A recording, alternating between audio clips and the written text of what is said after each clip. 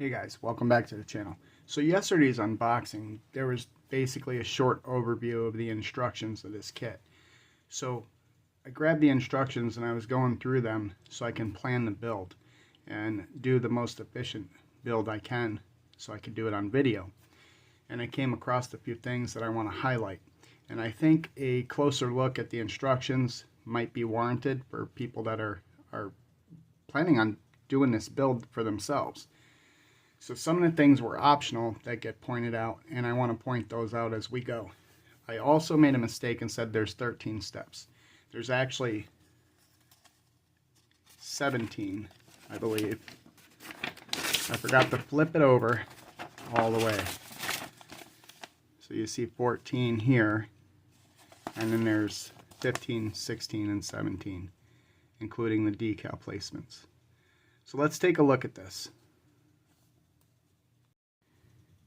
Now obviously the first few steps are going to be straightforward, like putting the wheels and the tires and placing the tire backs and assembling the engine components, the engine halves, the heads, etc. And then putting on the water pump, the belts, pulleys, and fan and stuff. So that's really not the issue here. So we go forward and we're assembling the engine, and you're going to get to step 6A. Okay, now 6A shows you the stock configuration of the engine, but remember there was the optional turbocharger parts in here. So you cannot use the turbocharger if you use the stock configuration. So over here on 6B shows all that. So when I pointed out the exhaust manifolds that I came across, that was true and correct that they are exhaust manifolds, but those were the turbocharged version of the exhaust manifolds. When I got further into the unboxing, I noticed that there was other exhaust manifolds, and I did not point them out in the video, but they are there, and those are for the stock engine. Okay, so make the decision on whether you want the stock configuration or you want to use the turbocharged configuration in your Bronco. And then over here, once again, we look at the suspension components, and I may have said that these were the rear wheel brake backs, and they're not, that are fronts, and I should have known that because obviously there is a molded in steering knuckle there and all that. And then obviously you see that I-beam suspension with the differential, the trailing arms and the shocks and everything. So that's pretty straightforward. Alright, moving on, we see up here how the rear end goes together, the two-piece rear end, and the shocks, and the exhaust.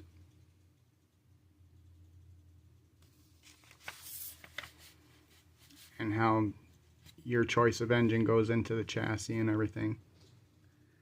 The battery, overflow canister, I assume. How the radiator and the radiator support goes in.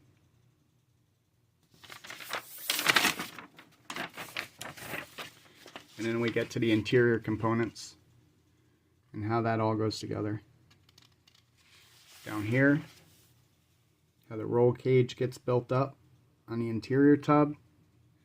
And then over here, I wanted to highlight when I showed the removable roof, those small pieces, and I did not point them out on the sprue, but those small pieces get glued to the bottom of the roof,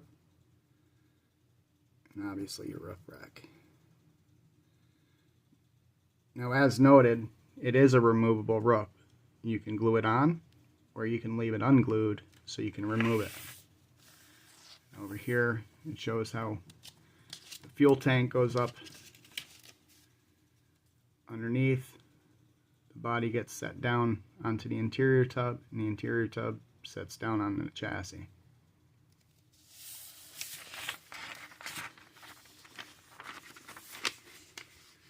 Over here, how you add your lights, your mirrors, your hood, your grille, your bumper, or your optional bumper. So this is the stock bumper, this is the optional bumper, and you got your tow hooks and everything there.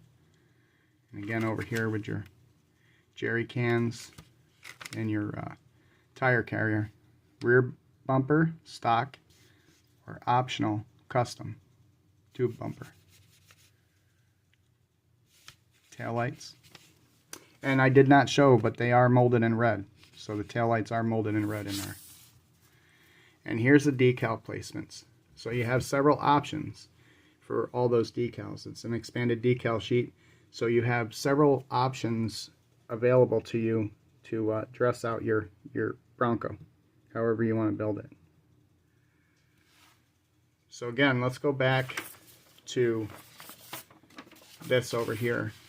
I want to emphasize this part because I know somebody's going to have trouble. They're gonna go over here to 6A and they're going to assemble all this, and then they're going to go to 6B and they're going to try to assemble all the turbocharged components on the engine, and they're going to have a hard time with it. So I want to point that out. This is an option, and this is the stock option. So before you even start building, you need to make a decision on whether you're going to go stock or turbocharged. And I just wanted to highlight that out. So if you guys are making plans to build this kit, I hope these little bit more in-depth look at the instructions will help you out. Alright guys, thanks for watching.